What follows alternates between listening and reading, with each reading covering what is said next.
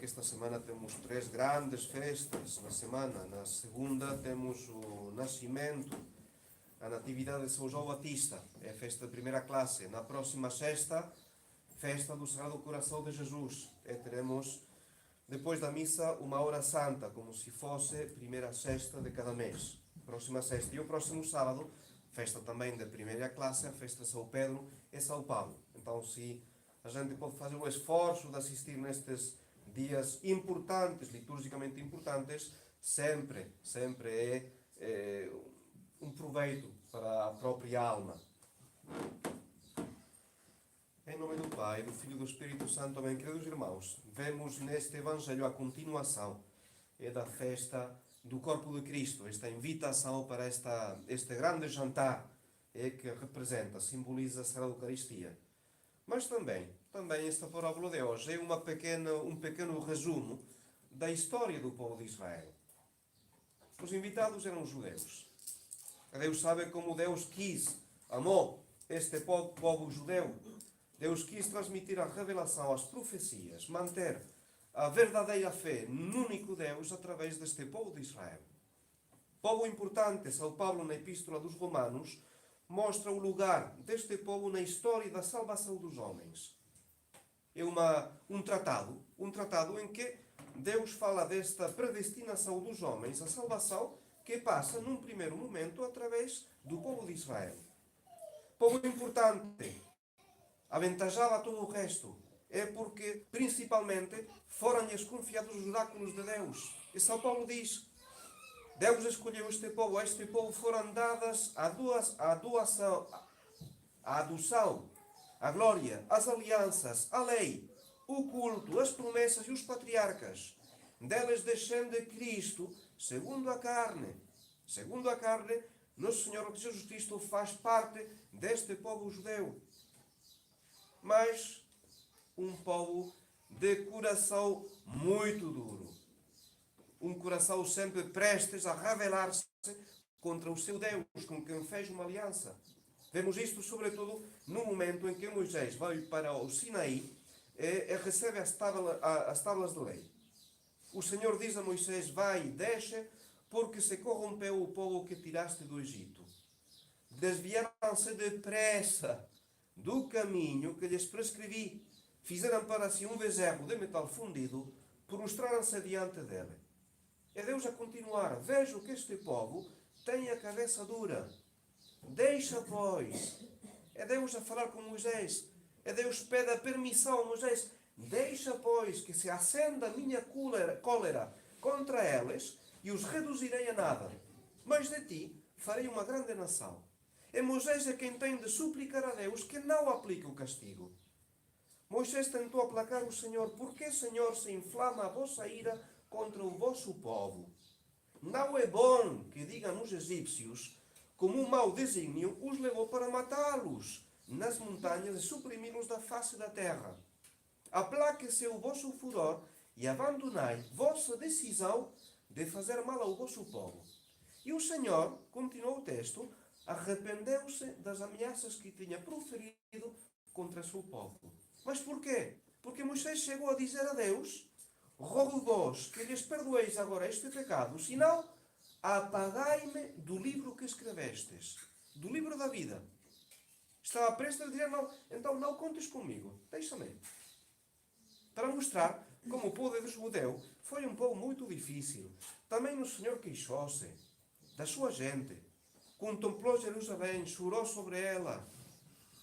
Oh, se também tu conhecesses o que te pode trazer a paz. Virão sobre ti dias em que os teus inimigos te cercarão de trincheiras.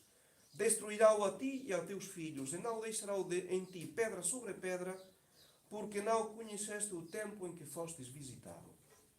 E a continuar: Jerusalém, Jerusalém, que matas os profetas e apedrejas os enviados de Deus. Quantas vezes quis ajuntar os teus filhos, como a galinha abriga a sua ninhada debaixo das asas, mas não o quiseste. Um povo sempre contra o seu Criador. O que conseguiu, através deste desprezo da graça, ser repudiado por Deus. Ser um povo repudiado por Deus. Deus lhes deu um espírito de torpor, olhos para que não o vejam, ouvidos para que não ouçam, até o dia presente, diz São Paulo. Esta cegueira que eles obtiveram, fruto da sua obstinação, do seu endurecimento do seu coração. É por isso que então o Evangelho passou para nós, os pagãos, os gentios. Foi por causa dos judeus. Porque eles foram apóstatas, é que o Evangelho foi pregado a nós, os gentios, que não merecíamos este Evangelho. E o que vai acontecer quando os gentios também, nós, os cristãos, os católicos, estão a rejeitar de novo a sua fé? O que acontece hoje, esta grande apostasia dos gentios, então os judeus vão voltar a receber a fé que tinham antes. É São Paulo que diz, fala do mistério, do mistério. Não quero, irmãos, que ignoreis este mistério, para que não vos gabeis de vossa sabedoria. Esta cegueira de uma parte de Israel só durará até que haja entrado a totalidade dos pagãos. Então Israel, em peso, será salvo.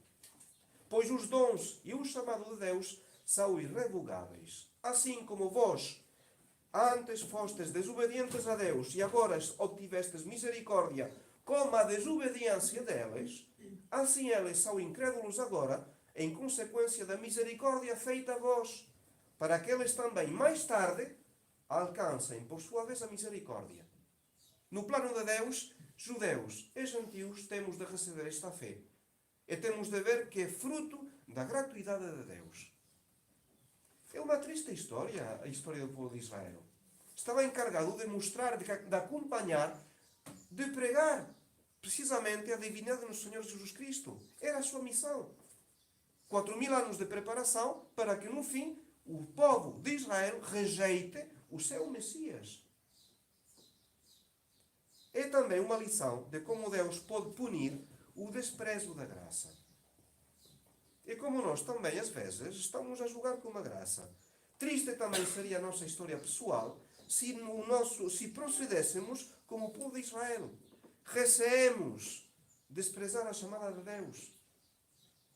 Uma vez que recebemos a graça, uma vez que temos recebido tantas e tantas graças, temos de viver de acordo com esta graça. Temos de fazer frutificar esta graça. Não seja que tenhamos de ouvir as mesmas repreensões da parte de São Paulo para os judeus.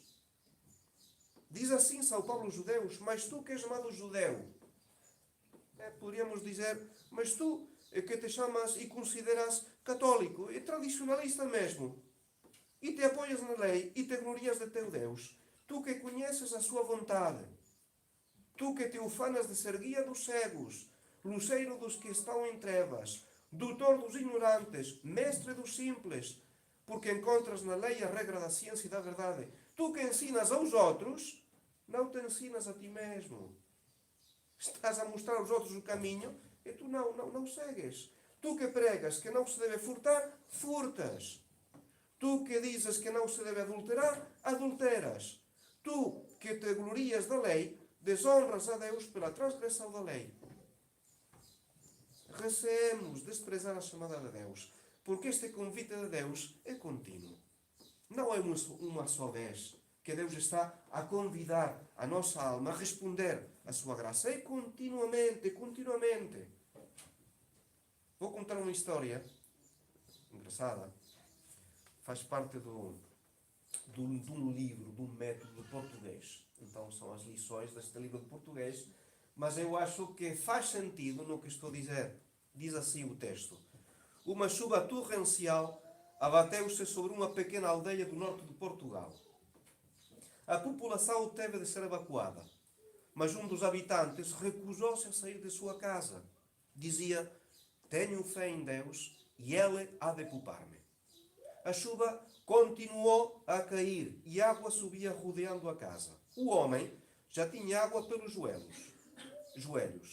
Os bombeiros foram lá 2 vezes de barco e tentaram convencê-lo a partir. Mas ele sempre recusava, dizendo-lhes, creio em Deus e Ele salvar-me-á desta aflição. A inundação era tal que o homem teve de se refugiar no telhado da casa. Um helicóptero Sobrevoou a casa e lançou-lhe uma escada de corda para que ele pudesse escapar. Mas o homem manteve-se inabalável. A sua fé em Deus era imensa.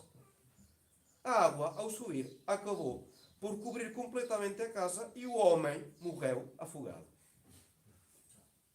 Como sempre tinha sido bom cristão, foi direto ao paraíso e ao lá chegar fez um escândalo. Deus não o tinha salvo. São Pedro tentou acalmá-lo e finalmente, em último recurso, levou-o à presença de Deus. Meu Deus, exclamou o homem caindo de joelhos, eu sempre te amei tanto e tu abandonaste-me. Deus cofiou a barba e sorriu. Estás muito enganado.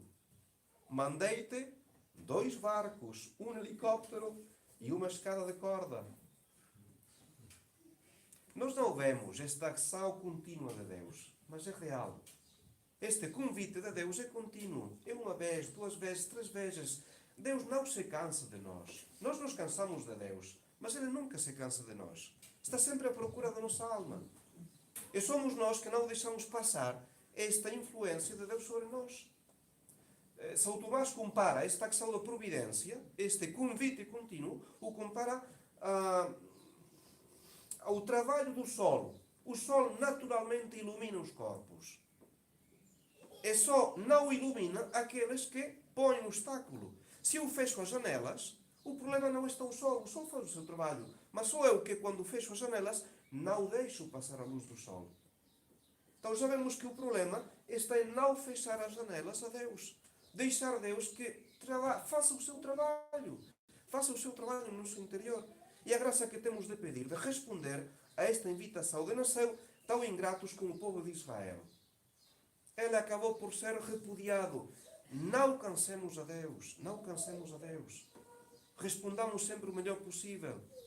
E pedimos esta graça. Nossa Senhora, porquê? Porque Nossa Senhora faz parte da invitação. Deus invita-nos a passar por Maria para fazer mais fácil o nosso trabalho de santificação. Maria é, ela própria, uma invitação à santidade. E depois, ela faz parte da providência. Entra, é providência.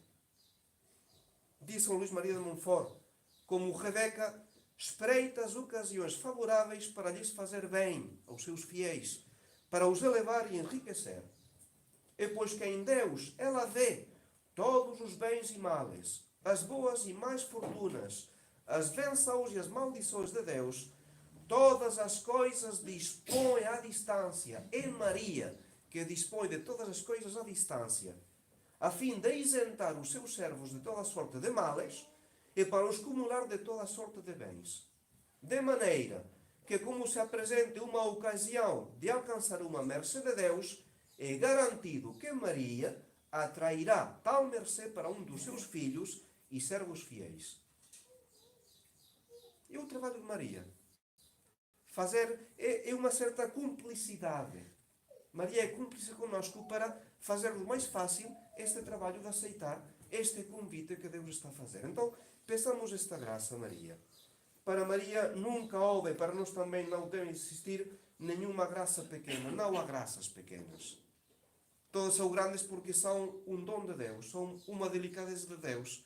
E nós temos de tentar responder, não ficar como o povo de Israel, ficar realmente como almas generosas que sabem, compreendem, percebem o valor da graça santificante e tentam de fazer o seu trabalho. Então, não endureçamos o nosso coração, não perdamos tantas e tantas graças que Deus está destinando continuamente para o nosso bem, a nossa salvação eterna. Em nome do Pai, do Filho e do Espírito Santo.